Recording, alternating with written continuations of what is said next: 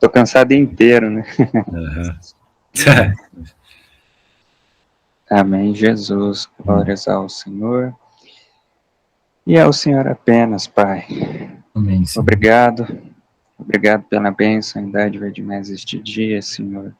Por mais esta semana, por mais esta preciosíssima aula e encontro que o Senhor tem dado, que o Senhor tem nos dado a oportunidade, Pai, de estarmos aqui unidos em um só corpo, em um só espírito, Pai, né, buscando uma maior comunhão, buscando uma maior profundidade no Senhor, Pai. Né, somos gratos, Pai, pela oportunidade, Senhor, pelas bênçãos que o Senhor tem derramado, bênçãos sem medida, Senhor, sobre as nossas vidas. Somos gratos, Pai, né, por tudo aquilo que o Senhor tem dado e confiado nas nossas mãos, os dons que o Senhor tem derramado sobre cada um de nós aqui, Pai. Os diferentes dons que o Senhor tem confiado a cada um de nós e, através do Teu Santo Espírito dentro de nós, tem nos ajudado a dar bons frutos com aquilo que o Senhor tem nos dado, Pai. Obrigado, né, por confiar todas estas coisas a nós, meu Pai. Obrigado pela oportunidade, Pai, de servirmos ao Teu reino, né, de sermos as Tuas testemunhas destes finais de tempos, Pai. Obrigado por esta grandiosa bênção. Obrigado por todas as lutas que o Senhor tem nos permitido passar e enfrentar. Lutas estas que o Senhor tem lutado ao nosso lado, Pai, nos ajudando a vencer, nos garantindo a vitória no Teu sangue, Pai, através do Teu sangue derramado, né? Pois foi através dele que o Senhor nos comprou, Pai, e fez de nós novas criaturas no Senhor, redimidas, Pai, libertas, né, da segunda morte, das garras do maligno, Pai. E estamos aqui, Senhor, firmes, nos fortalecendo no Senhor, permanecendo em Ti, sendo constantes no Senhor, Pai. Embora haja momentos em que desanimamos, embora haja momentos em que, né, nos afastamos do Senhor, mas sempre nos voltamos para Ti, Pai, pois o Teu Espírito Santo dentro de nós está continuamente nos fazendo lembrar do nosso primeiro amor, daquele a quem pertencemos, daquele a quem somos atraídos, que é o Senhor, nosso Pai e Salvador. Obrigado, Pai, por este momento. Pedimos ao Senhor a Tua guarda e a Tua proteção sobre cada um de nós aqui, principalmente sobre o nosso querido Pastor Lucas, Pai, aquele que o Senhor tem dado a palavra para ele hoje, né, para ministrar a todos nós aqui, Pai. Clamamos ao Senhor que venha nos guardar e nos proteger. Sela-nos, meu Pai. Cubra-nos com Teu sangue por completo neste momento, né, sobre os nossos corpos, sobre a nossa casa, sobre a atmosfera ao nosso redor, sobre a nossa conexão com a internet, né, a eletricidade, Pai, que tudo venha fluir de acordo com a Tua vontade, Pai, que venham ser fechados todo qualquer tipo de brecha que tenhamos dado ao maligno, todo qualquer tipo de acordos ou vinculações com reinos das trevas, que seja tudo repreendido e caído por terra no sangue do nosso Senhor Jesus Cristo, Pai.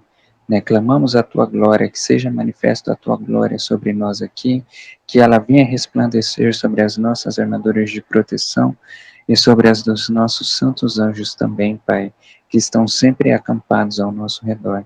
Clamo também pelos nossos familiares, Pai, que o Senhor tenha as Tuas mãos sobre cada um deles, que o Teu sangue esteja sobre eles também, Pai, para que o inimigo não venha usá-los como uma forma de nos atacar indiretamente, Pai. No sangue de Jesus, Pai, por favor, que o Teu Santo Espírito venha nos trazer clareza e compreensão de tudo que for declarado aqui, e que Ele venha usar poderosamente o nosso querido e amado Pastor Lucas, Pai, para ministrar as palavras que o Senhor tem dado a ele, Pai. Ajude-o a organizá-las e a manifestá-las da forma como o Senhor o deseja, Pai, pois as palavras são Tuas, pois a pregação é Tua, Pai. O nosso querido e amado Lucas é apenas um meio o qual o Senhor usa, Pai, para manifestar tudo aquilo que o Senhor já tem dado a ele, tem trazido o entendimento e a compreensão a ele, Pai. E pedimos ao Senhor que nos ajude a alcançar também, Pai, o discernimento, a compreensão das coisas, Pai, das mensagens que o Senhor tem trazido, das revelações que o Senhor tem manifestado através dos teus profetas, através dos sonhos e visões que o Senhor tem nos dado, Pai. Ajude-nos a obter clareza, Pai, e o discernimento que o teu Santo Espírito nos dá. Em nome de Jesus, Senhor. Obrigado pela bênção e dádiva de mais este momento aqui com o Senhor, na tua presença e com a comunhão com os irmãos também, Pai. Em nome de Jesus. Amém, amém e amém, amados. Amém, amém. Paz, irmã Márcia, Geraldo. Paz, irmã Márcia, Geraldo, irmã Luana, irmão Wesley. Amém. Shalom com todos. Shalom, amados. Shalom. Shalom, shalom. Shalom. Então, vamos chamar essa palavra de ativando o fogo do Espírito Santo no nosso coração, né? Vamos fazer uma análise profunda do que aconteceu na queda para a gente encontrar o caminho da nossa ativação espiritual, né? Eu estava conversando com a irmã Márcia sobre isso, eu achei que foi muito interessante a abordagem, assim, a explicação que eu consegui organizar na minha mente sobre quais foram os planos de Satanás desde que Deus criou o homem, para também fazer um reino para ele da forma pecaminosa, né? Nós já estávamos falando sobre a escola de Frankfurt, os desígnios que eles calcularam para a humanidade para poder o luciferianismo tomar conta, e eles estão em marcha com esse plano maligno para a destruição de tudo que é puro, santo e agradável a Deus, para que Satanás, literalmente, né, venha reinar sobre o mundo, porque eles acham que Satanás é um incompreendido. A filosofia que os satanistas pregam é que Satanás é um incompreendido. Então, ou seja, toda a nossa teologia, escatologia, né, tanto da parte diabólica quanto da parte divina, é uma confusão, né? Então, eles querem terrestrializar tudo. Tudo é material, tudo é a terra, tudo é esse mundo. E por quê? Porque a matéria foi criada para salvar o espírito, certo? Então, vamos lá, vamos ver isso. Deus, em primeiro lugar, quando houve o pecado lá, se você não vincular isso dessa forma, fica difícil você achar onde que Satanás caiu, né? O pecado entrou no mundo, certo? Quando Adão pecou, mas no mundo adâmico para cá, né? Porque antes teve um outro mundo que os homens não eram como com almas, né? Não tinha a centelha divina, era como os animais. Eles tinham forma humana, mas era como os animais, né? Não desenvolvia o amor. E isso a gente sabe pelas achados arqueológicos, né? Então, veja só, quando Satanás cai, o que vem na sequência, né, é as trevas sobre a terra, né, como está escrito lá em Gênesis, né? E houve trevas sobre a face do abismo, e o Espírito de Deus parava sobre a face das águas. Então, algum mundo já existia. Por quê? Porque no princípio Deus criou os céus e a terra, então tinha algum mundo aqui, certo? E aí houve trevas sobre a face do abismo, porque essa palavra tornou-se, que é raiá em hebraico, ela pode ser traduzida como tornou-se. Então, o que acontece? As pessoas não querem essa interpretação porque elas querem dar uma ideia de que a criação procedeu do caos. Os deuses gregos, romanos, sei lá, sumérios, babilônicos, quando eles apareceram e perguntaram qual é a origem de vocês, eles diziam, nós viemos do caos. Claro. Claro, porque eles só vieram para cá porque Deus os derrubou para cá, né? E eles tiveram que vir do caos que foi a consequência da queda. De certa forma, eles estavam falando a verdade, mas aí eles impregnaram na mentalidade humana que tudo vem do caos. E por isso tem a evolução. Isso aí acopla com a evolução. Muito bom. O caos, a bagunça, e uma hora surge a vida, uma hora surge o mundo, uma hora surge as galáxias, uma hora surge aqui. Contradizendo a lei da termodinâmica que diz que a coisa ela vai para a desordem e não da desordem para a ordem. Uma coisa só vai da desordem para a ordem quando há um trabalho inteligente. Uma dona de casa entra num quarto e está tudo bagunçado, é desordem, e vai para a ordem porque ela é inteligente e sabe arrumar. Normalmente, tudo vai para a desordem se você soltar. Se você deixar a sua casa sem limpar, ela suja.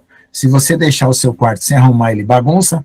Então, sem um agente inteligente, não existe restauração de ordem. Então, não tem essa de que o mundo veio do caos. Os deuses vieram do caos. Quer dizer que o caos formou cada um o seu tipo de Deus. Né? Foi uma liberdade que o caos deu. Né? E o caos virou um Deus dos deuses. Então, isso aí é a base da ciência evolucionista, materialista, que nega Deus. Embora a ciência e a religião tenham a mesma origem, quando a ciência se separou da religião, um ficou com a Bíblia e os outros ficaram com a teoria da evolução. E por isso tem essa briga entre criacionista e evolucionista até hoje, que não se entende, porque o diabo fragmentou os conhecimentos, tem coisa certa de um lado, coisa certa do outro, e vira essa bagunça. Entendeu? Então, veja só.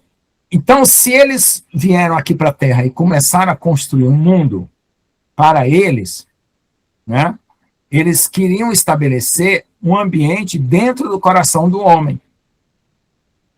Porque eles não tinham esse ambiente. Se houve uma raça pré-adâmica, eles não tinham coração para habitar. Né? Eles podiam, talvez, possuir o corpo, mas não o coração, não a intenção. Então, quando Satanás tenta Eva e Adão, né, ele tem um projeto por detrás disso. E um projeto de história humana, que é o que nós vemos no mundo.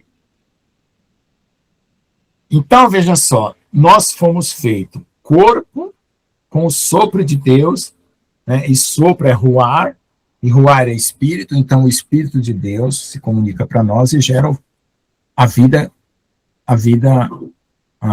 torna-se alma vivente, o Adão, né?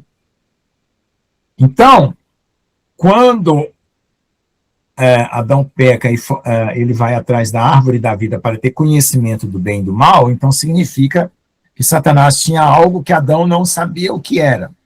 E ele, talvez por curiosidade, ou a Eva, né, que começa com a Eva, depois vai passar com Adão, quis passar a ter aquele conhecimento, e Satanás gerou uma suspeita em Deus de que Deus não tinha contado toda a história para eles. E que eles poderiam alcançar aquela parte que negava, que é o conhecimento do bem e do mal, Deus, sem Deus. Ou seja, eles seriam autossuficientes para tomar a decisão de conhecer o bem e o mal, sendo que Deus falou, não vá atrás disso. Deus permitiu, porque Deus sabia do plano de Satanás e Deus tinha um plano também para condenar o diabo através do homem. Porque aí Deus faria vasos, tanto para a honra quanto para a desonra. Então, o que acontece? O inimigo, ele viu, eu imagino, agora estou dando a minha opinião, tá? Até o que eu falei até agora era bíblico, juntando.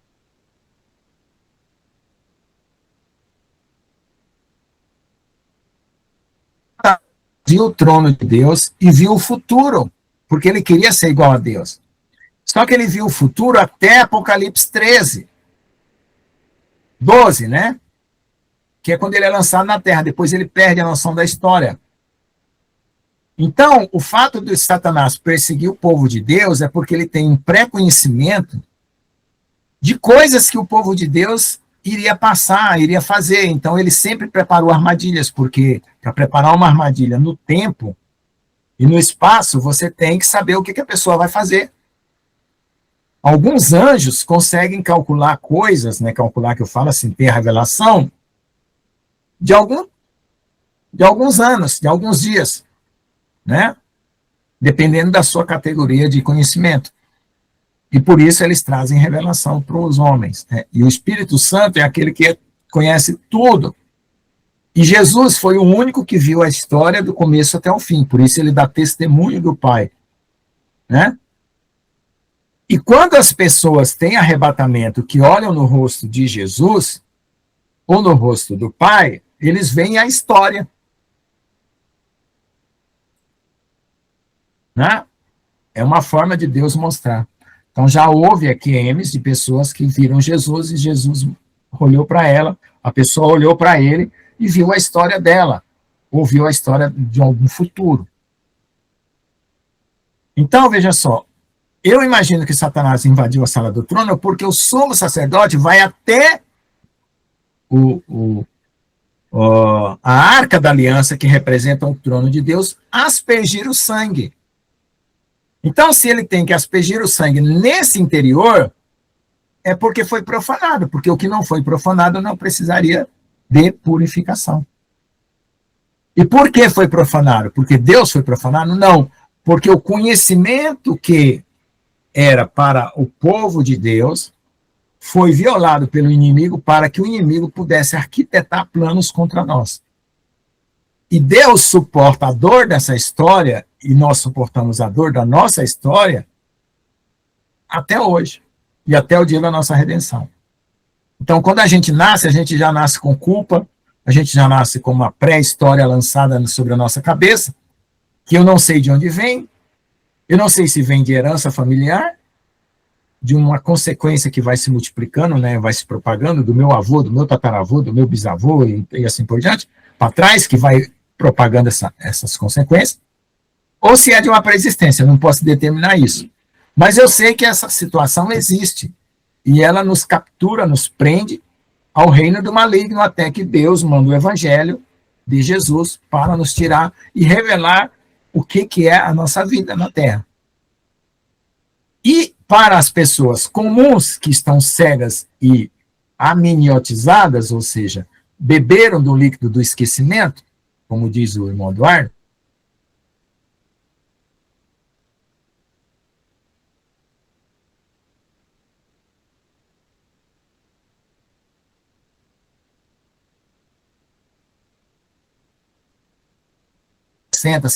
e essa repetição de ciclo favorece o inimigo. Tem que ter o sinal dos tempos, que é o tempo do corte, onde Deus fala, não, a repetição vai parar. Né? Para o povo adâmico, nós temos aí uma repetição de 6.000 anos. E todas as guerras e todos os levantamentos de governo e queda de governo é uma forma do inimigo destruir para reconstruir, para dizer que está fazendo uma novidade. Então, por isso que o livro de Eclesiastes diz assim, o que já foi, o que vai ser também já foi, né? E não há nada de novo debaixo do sol. Tudo é vaidade. Vaidade o que é? Uma roda de repetição. Então, quando a gente conhece que a gente está dentro dessa roda, que até no hinduísmo chama-se roda de Sansara, que eles usam isso para dizer que as pessoas voltam aqui por causa do karma e da reencarnação, que é uma outra distorção, que o inimigo gosta de que você venha para cá, volte para cá, morra e volte e tal. É essa a ideia que ele quer impregnar. Porque aí ele faz uma conta com você na sua vida que você diz, não, você não conseguiu pagar agora, você paga na próxima reencarnação. E assim ilude o povo, e o povo chinês acredita exatamente nisso.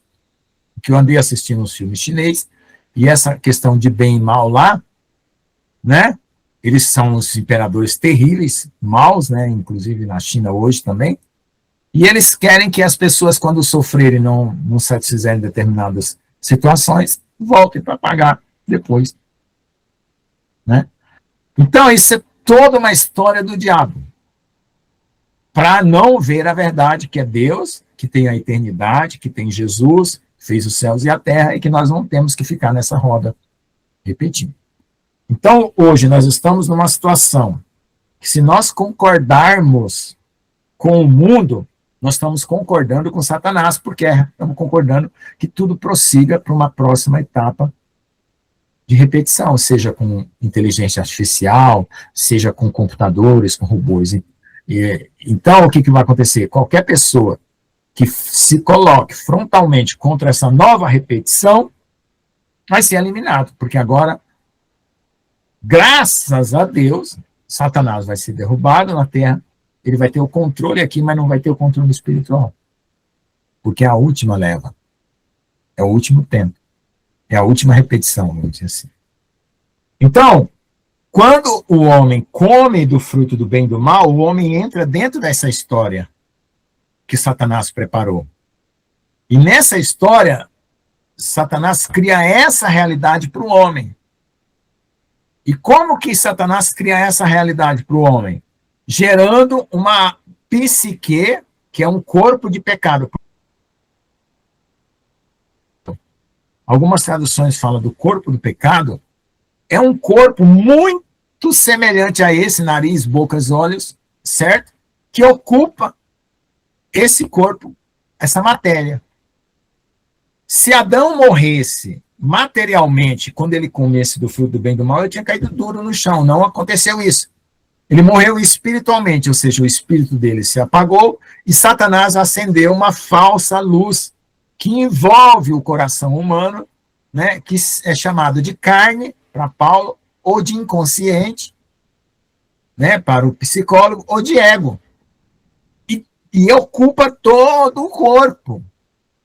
Os dedos, os olhos, as células. Então, quando Deus tirar o pecado de nós, que é esse corpo que Satanás injetou, que é um corpo etéreo, vamos dizer assim, que não é o corpo da matéria, ele está preso à matéria, a matéria não consegue se libertar dele.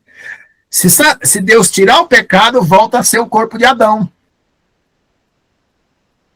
Instantaneamente, que é a transfiguração de Jesus.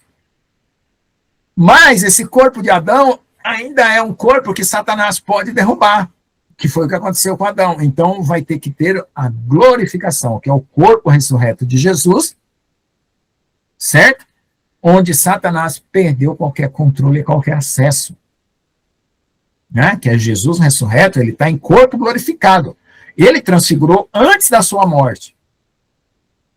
Então os transformados se transfiguram antes do arrebatamento. Então o pecado é tirado para esses transformados, mas ainda podem pecar, quer dizer, ainda pode ser devolvido alguma coisa para dentro. Né? É claro que Deus não vai deixar permitir, a pessoa vai ter condições de lutar contra a situação, porque agora a história está sendo conhecida como um todo. Mas Deus vai permitir o sacrifício de alguns, que foi o último sonho da Ellen aí, né? Para que passem para a glorificação. E outros vão passar para a glorificação sem precisar passar pelo batismo da morte. Mas o fogo do Espírito Santo, que é acoplamento do Espírito com a carne não, com a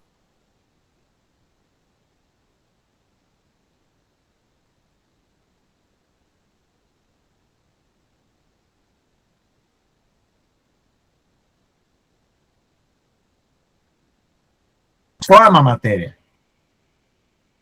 Caiu a conexão aqui. Estão ouvindo aí? Quase que caiu a conexão. Agora sim. Agora voltou, mas cortou. Então, vamos fazer a divisão aqui. Ó. Espírito é aquele que veio de Deus. Alma é os sentimentos que o homem tem, que pode estar ligado ao pecado ou ao espírito. Corpo é a matéria do barro que Deus soprou e transformou. E o corpo do pecado é o ego, é a condição que Satanás injetou dentro de nós. Por quê? Vamos ver onde que está isso. Jesus diz assim, aquele que quer vir após mim, quem é aquele? É uma pessoa, certo? Tome a sua cruz, então ele tem o poder de tomar a cruz, negue a si mesmo. Ora, se ele vai negar a si mesmo, vai negar quem? Ó, vamos continuar. Aquele que quiser vir após mim, tome a sua cruz, negue a si mesmo e me siga. Então, aquele que é aquela pessoa vai negar alguém e vai seguir Jesus. Então, quem que ele vai negar? o que a gente chama de velho homem, corpo do pecado, carne, são vários nomes. Porque se você negasse totalmente você, se não tem um eu para negar um outro eu falso, você destruiria a sua identidade. Você não teria poder de decisão mais. Então você vai negar o corpo do pecado, o velho homem, a carne, para chegar a Jesus e se unir a Jesus numa mente e num só coração. Cada pedaço de Jesus é um Jesusinho. Certo? Então, se eu faço parte do corpo, eu sou um Jesusinho, um cristão, que é chamado, né? Um Cristo pequenino. E essa é a ideia de cristão. Ou seja, eu tenho a cabeça de Cristo, o corpo transformado como Cristo e um coração como de Cristo. Entendeu? Tá ouvindo aí? Porque tá caindo, não. Se cair, me avisa, porque eu vou entrar aqui no outro.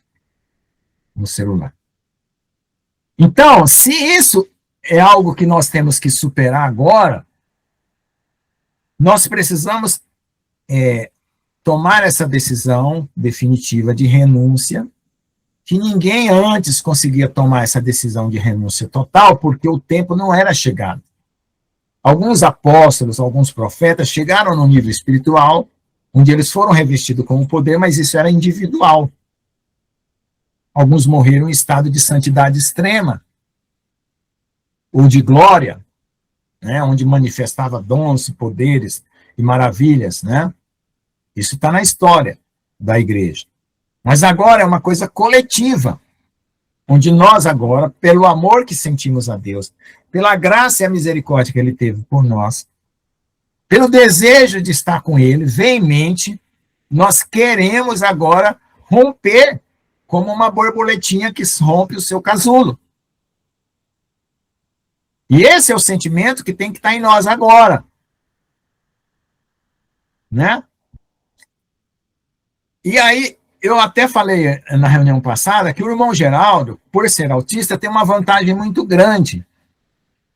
Porque tudo que acontece na mente vai direto para o corpo. Então, é como se o autista quase não tivesse a visão errada de si mesmo. Quase que ele não se enxergasse, quase que ele não tem inconsciente. Então, a carne do autista é menor. E o irmão Eduardo fala que os autistas, na batalha lá celestial, eles não ficaram neutros, mas eles vieram para cá para ajudar. Eles não eram tão fortes, mas eles levantaram a espada. Isso na visão do irmão Eduardo. Eu só estou completando para vocês terem uma didática, tá?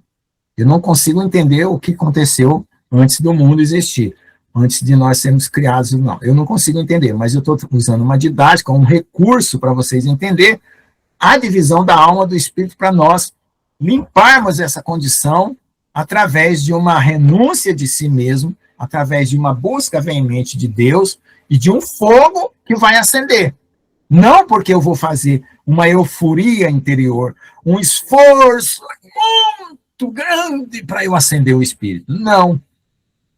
É porque eu vou dar lugar a essa condição que está sendo dada para a noiva, apropriadamente agora.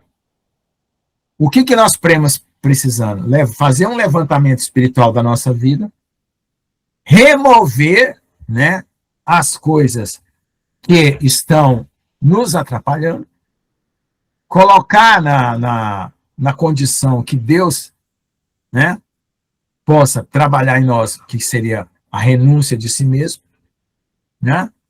E com veemência clamar. A euforia e a força que a gente pode fazer acontecer vai estar no clamor. No clamor intenso, no desejo, naquilo que a gente vai mostrar para Deus através da nossa apropriação de fé, né? O clamor para reacender o fogo, e a revelação da palavra vai transformar a nossa mente. E aí vai acontecer um arrependimento definitivo e final e uma santificação. Porque nós vivemos até agora de arrependimentos, teve um arrependimento inicial do ingresso do cristão, do crente, na vida espiritual, tem o arrependimento diário, e agora tem um arrependimento final, que é aquele que rompe, que é o dia do Yom Kippur. Porque o perdão e arrependimento nunca estão separados. Você não recebe perdão sem arrependimento, e não existe arrependimento sem perdão. Deus, ele não pede assim, arrependa aí, daqui 5 minutos eu te perdoo. Não existe isso. Entendeu? São duas coisas acopladas. Então, o dia do Yom Kippur, que é a festa que está faltando, é um dia de um grande arrependimento e também de um grande perdão coletivo, de transformação. Aí, depois, na sequência, né, vem o arrebatamento e as duas testemunhas, certo? Que aí vem o clamor da noiva, o 7º selo, né? A plenitude do Espírito, né? A colheita. Aí tem a sequência de eventos que a gente vai viver. Mas depois, no final dessa colheita, vem o arrebatamento. E claro que a colheita é para fazer o arrebatamento acontecer com todo mundo que creu nesse tempo. Aí depois a grande tribulação, isso é tribulação, né? Até nascimento, filho e varão, tribulação. Aí a grande tribulação, que é os últimos 3 anos e meio, só fica a noiva tola e os respingos de Ruth. Que aí os 144 mil estão aqui para ajudar, né? Para que eles, quando derem suas vidas, né? Porque vão ser mortos pela besta durante esse final, a última etapa, né? Eles não neguem, porque continua sendo um teste para eles, né? Não se prepararam, então continua sendo um teste. Então, para que eles sejam aprovados e vençam a besta, né? E o falso profeta. Então, essa tribulação, que é o início, é o princípio das dores e a tribulação, ela faz parte da colheita. E o princípio das dores faz parte do nascimento do filho varão, que são os transformados, né, que na linguagem da Rose, é os transfigurados, que trabalham para a preparação da noiva, quer dizer, que já ganham essa dimensão entre o céu e a terra, recuperando a comunhão que Adão tinha. Porque Adão, ele tinha uma alma acoplada a um espírito com um corpo. Então, a alma dele conseguia conversar com Deus em espírito, vendo Deus, passeando com Deus no jardim. Quando ele peca, o espírito dele se apaga, a alma vai para a matéria. Só que a alma na matéria, ela fica perdida. Então, Satanás joga o quê? O ego. Aí a alma se acopla ao ego, ao corpo do pecado, ao corpo, a carne, que a gente chama, né? Ao velho homem. Aí o homem começa a obedecer Satanás que nem um carneirinho. Porque antes, quando não tinha esse ego, esse corpo do pecado, essa coisa, o Adão, né, que tinha a alma e o corpo, obedecia diretamente a Deus, porque estava ligado no espírito. Então ele tinha uma diferenciação, ele só não sabia que o Satanás estava ali no jardim e que viria tentar, mas Deus não contou essa história para ele, esperando que só que ele obedecesse o mandamento, ou seja, se ele obedecesse o mandamento, estava tudo certo, mas o Satanás apareceu, tentou, né, e Deus permitiu essa fraqueza, porque também agora os espíritos maus são colocados nos vasilhames da carne, que vêm em comunhão, exatamente, nos vasilhames da carne, e são condenados. Porque espírito é como um vento. Você tem que aprisionar ele numa garrafa. Então, a garrafa é a carne. E aí, essa carne, ela serve de aprisionamento para os espíritos maus, para serem lançados no abismo, porque agora ocorre uma bifurcação. As pessoas vão cada vez mais ser cheias de Deus e outras vão cada vez mais ser cheias de demônios. Né? Aí salve-se quem puder, quem estiver no meio dessa briga. Por isso que os que ficam na grande tribulação passam uma perrengue doida, porque ainda ficaram na coluna do meio. Não subiram e ainda não estão na mão totalmente do inimigo. Então, precisam morrer para poder se salvar. É por isso que Jesus fala assim, aquele que perder a sua vida, salvará. E quem pode perder a sua vida a partir de hoje também salvará. Porque se vier uma perseguição agora e querer que você negue o nome do Senhor, você vai estar salvando a sua carne e a sua vida humana aqui por um tempo, que também vai se acabar. Então você vai perder a vida eterna, porque você está pegando a sua alma e jogando ela todinha na mão de Satanás. Entendeu? Então, a gente falou na última aula, ou foi na reunião passada, dos 4 testes. 3 testes que vão ser feitos igual de Jesus. Primeiro, necessidade material. Você não pode comprar nem vender. É igual aquela fala que Satanás falou. Se és o filho de Deus, se você é um crente de verdade, né? Então, prova. Aí transforma essas pedras em pão. Então, a tentação material. Se você venceu como Jesus venceu, como foi que Jesus venceu? Não só de pão vive o homem, mas de toda a palavra que sai da boca de Deus. Então, venceu com a palavra. Aí Satanás fala assim, opa, ele usou a palavra, vamos tentar com a palavra. Segunda tentação. Lança-te daqui abaixo, porque está escrito, aí vamos até acrescentar, no Salmo 91, que se você precisar, Deus dará ordem aos seus anjos para te segurem, que se não peste teu pé em pedra. Vamos até ver lá, Salmo 91, foi de lá que Satanás tirou. Então, Satanás sabia até que esse salmo seria muito, muito usado, né? Aí, o que aconteceu? Usou a palavra. Mas aí, o que aconteceu? Jesus pegou e falou assim, não, essa palavra tá certa, mas existe uma mais forte do que essa, que derruba essa. Então, diz assim, ó, porque,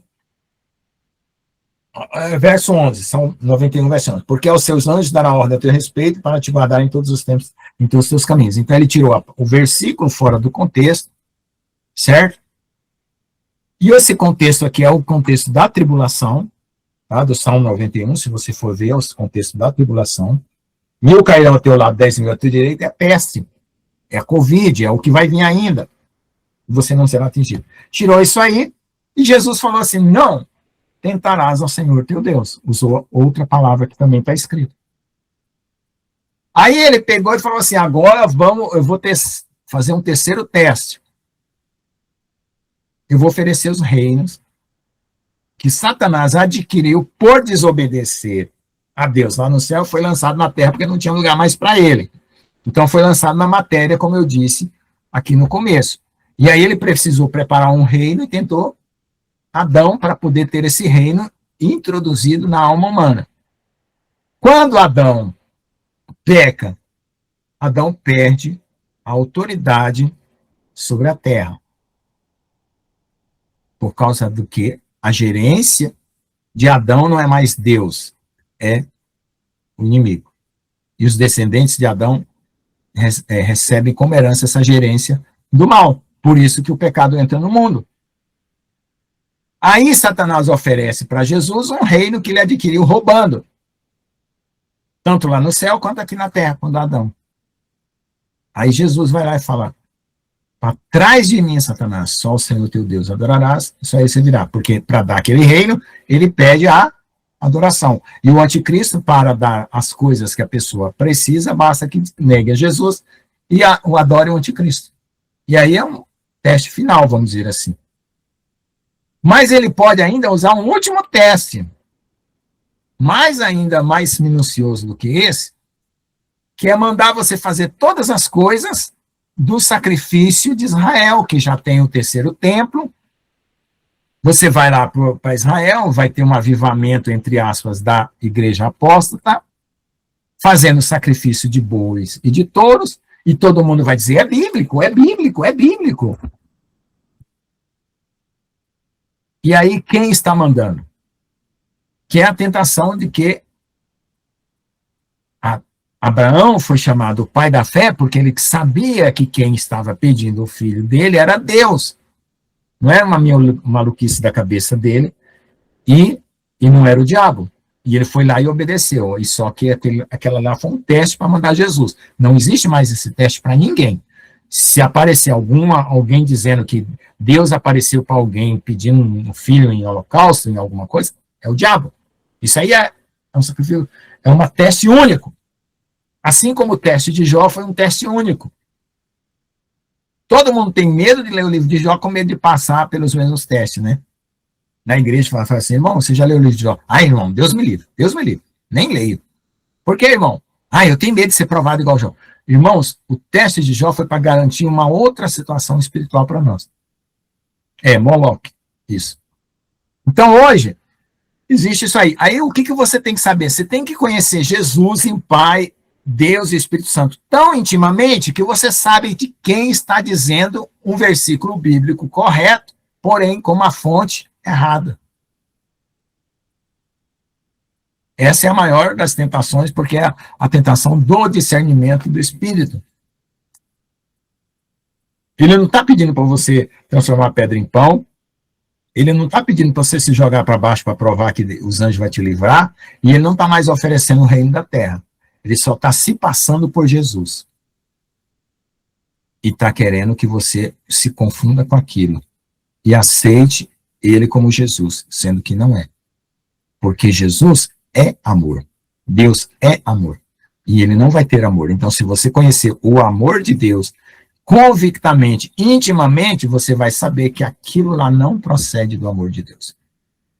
Que aquilo lá é um engodo do diabo. Entenderam? Então, nesse último teste, nós estamos aprovados. Certo? Porque nós não podemos ceder a nada que seja do mal em nós. Porque nós estamos como noiva. E noiva tem que ser totalmente pura. Então, o grau de pureza é um grau tal que você conhece o seu noivo intimamente.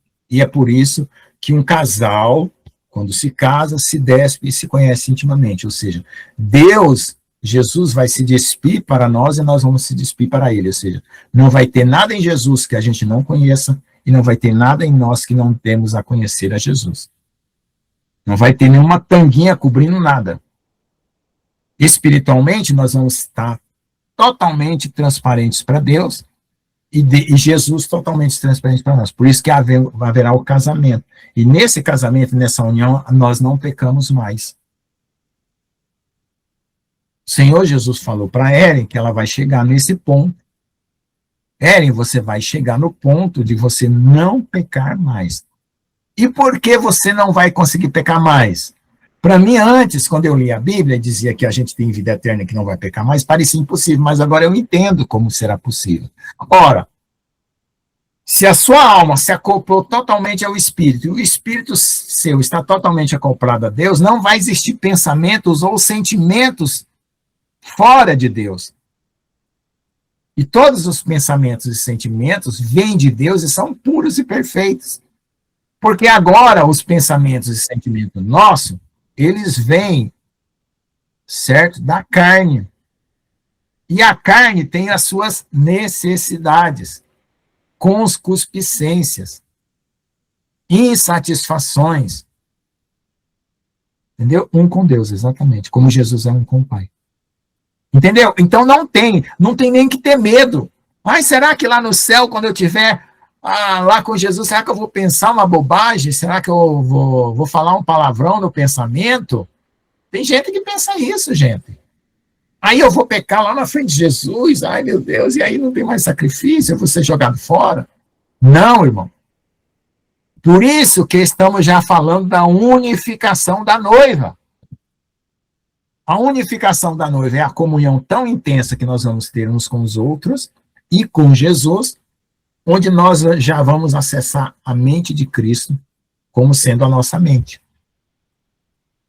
E o nosso coração, porque nós somos o que é o nosso coração. A nossa mente é uma ferramenta de trabalho para vivermos nesse mundo. Então, Satanás, sabendo disso, o que ele fez? Ele sufoca o coração e coloca a mente carnal. Jesus livra o coração do pecado e dá a mente de Cristo. Nós vamos ter a nossa individualidade no nosso coração. Quem gostar de azul no céu, como eu gosto de azul, se você vê uma armadura de azul com dourado, é a minha. Vai ficar com aquele seu gosto. Mas a mente vai ser de Cristo. E, portanto, o conteúdo todo vai ser preenchido por Deus. Então não tem mais vozinha de diabinho, de pensamentinho, de murmurinho, da carne. Vai lá, abre a geladeira, come um doce agora. Não, mas eu estou engordando. Não, mas come, vai lá. Não vai ter mais esses murmurinhos. Eu vi, irmãos, em visão, como é que vai ser o conteúdo da mente espiritual e do conteúdo espiritual. É lindo, é maravilhoso, é transcendente, é inexplicável. Eu não sei nem como foi que eu consegui ver, porque Deus que me mostrou. Então, essa é a plenitude do Espírito, pela qual nós estamos agora dando um pontapé, marchando para esse acontecimento se consagrar em nós, daqui a algum tempo, para que o arrebatamento aconteça. E nessa consagração final, nós vamos estar revestidos suficientemente de poder, de confiança, de comunhão, para fazer a obra de Deus. E nós não vamos mais temer nada, irmãos. Nada, absolutamente nada. Nem bala, nem canhão, nem perseguição, nem morte, nem corrente, nem tortura. Não vamos temer nada. E Deus vai permitir que nós façamos a obra de Deus, haverá perseguição. Por que haverá perseguição? Porque a aflição ela precisa ainda acontecer para que outros, né, se rendam. Porque essa rendição, ela é voluntária, se você pedir a Deus um espírito voluntário. Mas, às vezes, ela é necessária por meio da aflição, porque você não domina a sua carne. Aí Deus permite a aflição para ter o espírito ficar forte e poder começar a dominar a carne. Entendeu? Então, hoje eu tive uma experiência muito interessante, que eu não entendi muito bem. Estou calculando ainda para entender. Eu senti uma solidez tão forte no meu coração, que eu tinha paz. E eu tinha uma convicção, assim, irrefutável. Eu até fiquei com medo. Eu falei, Deus, será que meu coração endureceu tanto que agora eu nem me arrependo mais? Eu fiquei com medo de ser dureza de coração. Mas eu entendi, né, que é uma formação espiritual de Cristo em mim, que é o que nós desejamos. Né? Porque ainda que nós estejamos formando qualquer outra coisa, que o Senhor nos retire. Porque é Cristo que tem que ser formado em nós. Então, para isso que nós estamos hoje clamando e dizendo assim, Senhor, todo pensamento, todo sentimento, todo desejo, toda inquietação que veio do inimigo, que foi inserido no meu coração, na minha mente, que caia por terra e seja removido. Para fazer essa limpeza, né? Então, nós falamos aí da limpeza. E tem essas etapas aí, né? Começa com reacendendo o fogo, né? Que é você clamando a Deus para mostrar as coisas que ainda precisam ser tratadas. O fogo da palavra transformando você, né? De dentro para fora. O altar sendo purificado e ocorrendo arrependimento, santificação. Aí vem a preparação profética, né? Que o irmão falou aqui, preparação para os dons, né? Aí tem o tempo final, que é o chamado da noiva, o clamor, o sétimo selo. E nisso vai ter o arrebatamento, né, mas também vai ter a plenitude do Espírito, a manifestação da glória, a colheita, né, e assim por diante. Amém? Então essa é a palavra, Deus abençoe a todos. Se alguém quiser comentar, faça um comentário. Se alguém não entendeu a sequência histórica do mundo, da existência humana, e da consagração da noiva e da eliminação do pecado de nós, por favor, faça a pergunta, porque aí eu abranjo mais ainda. Pode falar. Pastor Lucas, Oi. Glória a eu Deus. gostaria muito de ouvir os comentários dos nossos irmãos em cima da palavra que o Senhor deu. Isso.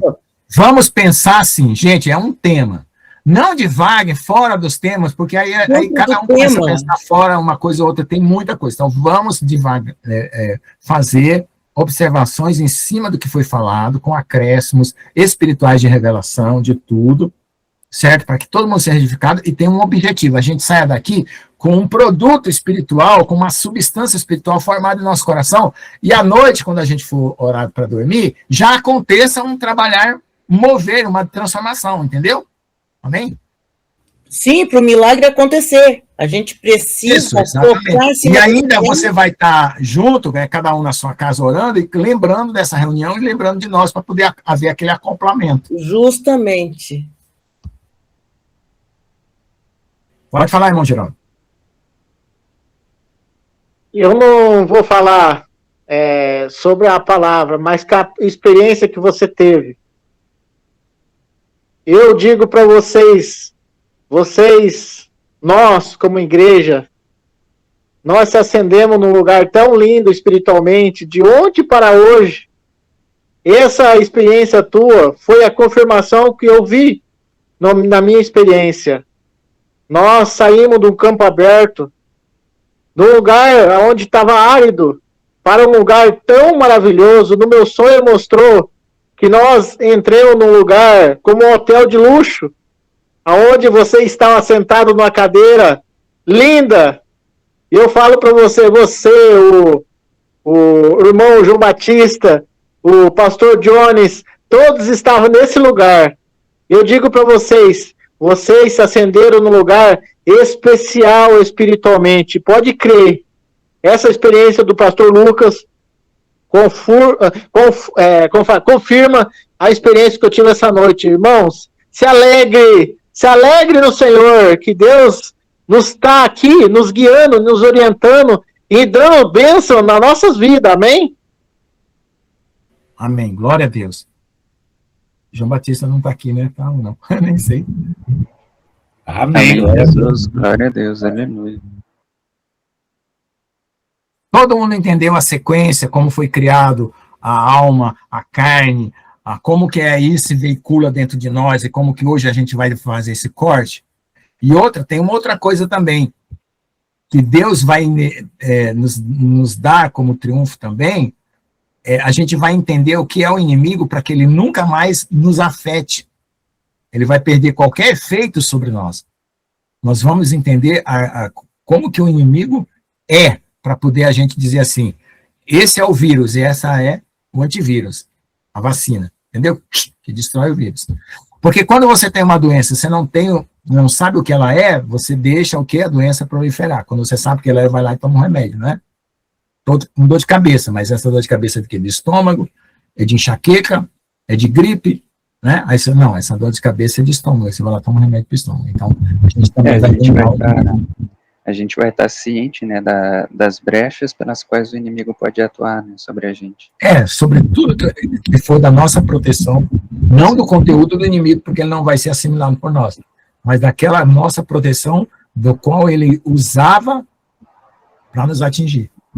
Sim, glória a Deus.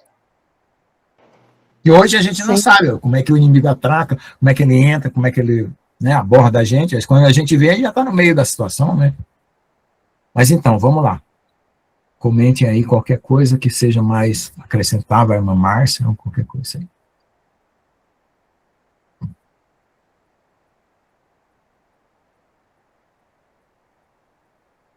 Sem falar que nós vamos alcançar uma condição de uma nova criação de Deus, né? Isso. Que começou em Cristo Jesus. Então, não é um parâmetro igual ser celestial, igual anjo. É nova criatura, né? É uma novidade, porque eu acho que não é como os anjos. É outra categoria, porque se fosse como os anjos, não precisava ter criado nós. Não é uma repetição.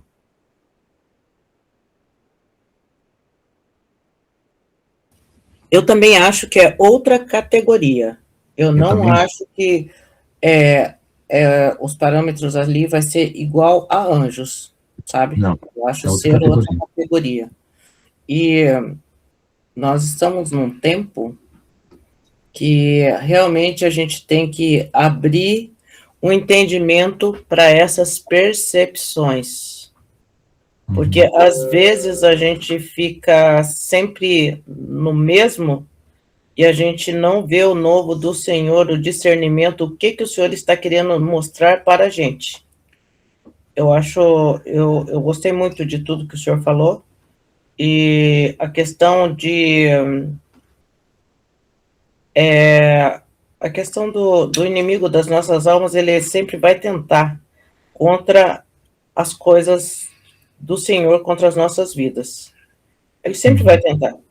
E a gente tem que sempre estar posicionado, sabe, nas regiões celestiais, junto com Cristo Jesus, e a gente não pode abrir mão da armadura, da posição, e não pode esquecer qual é a posição que o Senhor nos colocou em Cristo Jesus. Amém. E a gente, nós estamos passando por algo que os anjos não passaram, que é essa limitação humana. É verdade. Justamente. Também tem isso. E isso é uma coisa que faz muita diferença.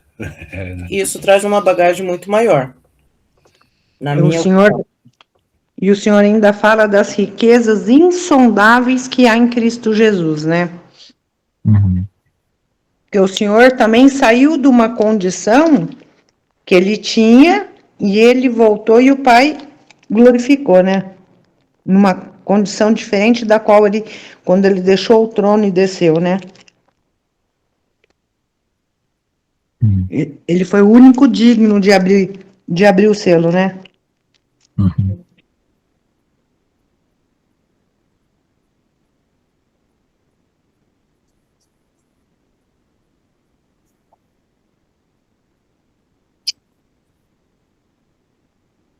Se ninguém for comentar mais nada, eu vou parar aqui a gravação, né, para os irmãos que forem assistir fora da nossa reunião, né, não ficar com um vídeo muito longo, né, que a gente sabe que ninguém assiste muita coisa grande. Já são 21h21, deu 1 hora, e a gente começou 8h20, né, deu 1 hora certinho. Vamos lá? Quem pode orar para agradecer, se for o caso? Aí podem fazer os comentários livres, né, mas eu só quero um agradecimento para fechar a comunhão aqui do vídeo, né. Vou orar. Amém. Senhor Deus, muito obrigada por todos os irmãos que estão aqui no dia de hoje. Eu creio que foi o Senhor que trouxe aqui, para que nosso entendimento continuasse sendo aberto dia após dia. Senhor, obrigada pela vida do pastor Lucas. Obrigada, Senhor, porque a gente sente que o teu Santo Espírito tem falado com ele e ele tem trazido o novo do Senhor para as nossas vidas. Continua manifestando o seu poder sobre as nossas vidas. Opera milagres e maravilhas. Continua dando sabedoria, entendimento e graça. Abençoa, Senhor, a vida de cada irmão que está aqui. Abençoa, Senhor Jesus, o Gustavinho, o pastor Lucas. Abençoe, Senhor, a irmã Luana, o irmão Wesley, a irmã Márcia, o irmão Geraldo, a irmã Dulcineia, a irmã Vera, a irmã Sabrina, o meu esposo. Vai operando e continua movendo o mundo espiritual ao nosso favor, para que cada dia a gente tenha mais conhecimento e entendimento das coisas do céu. É o que eu te peço e te agradeço no nome santo do Senhor Jesus. Amém, amém e amém. Amém, amém, amém. Glória a Deus. Amém. Eu vou então encerrar a gravação aqui. Pode falar, irmão Geraldo. Ainda dá para gravar ainda.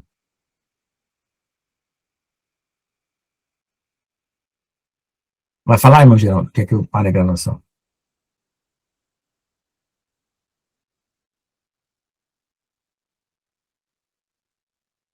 Vou parar a gravação, então deixa eu falar.